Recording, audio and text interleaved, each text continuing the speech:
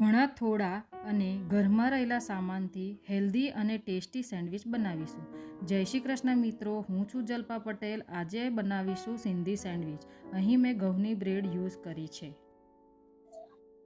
Sindhi sandwich માટે આપણે લઈશું ટામેટા, ડુંગળી, ધાણા, આમચૂર, લાલ મરચું પાવડર, મીઠું, લીલા મરચાં અને તેલ. સિંધી સેન્ડવિચ માટે આપણે મસાલો બનાવીશું. 1 કપ ટામેટા, 1 કપ ડુંગળી, અડધો કપ ધાણા,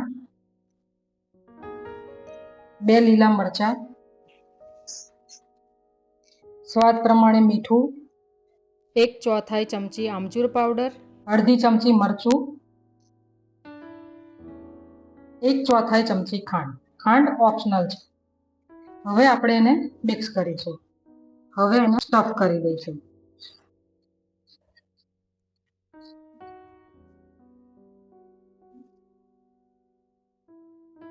હવે એક તવી ગેસ પર ગરમ કરવા મૂકી દઈશું. તવી ગરમ થઈ ગઈ છે.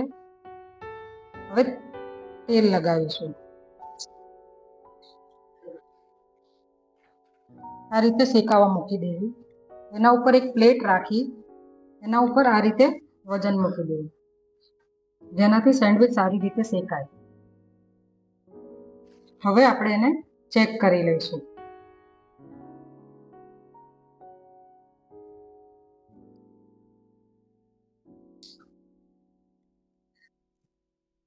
ફરી આ રીતે વજન મૂકી શેકી લઈશું. ગેસની ફ્લેમ લો જ રાખવી.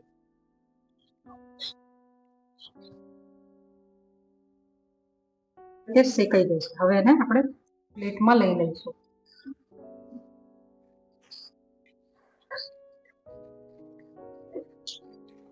જો તમને મારી આ રેસિપી ગમી હોય તો શેર કરજો, લાઈક કરજો, સબસ્ક્રાઈબ કરજો.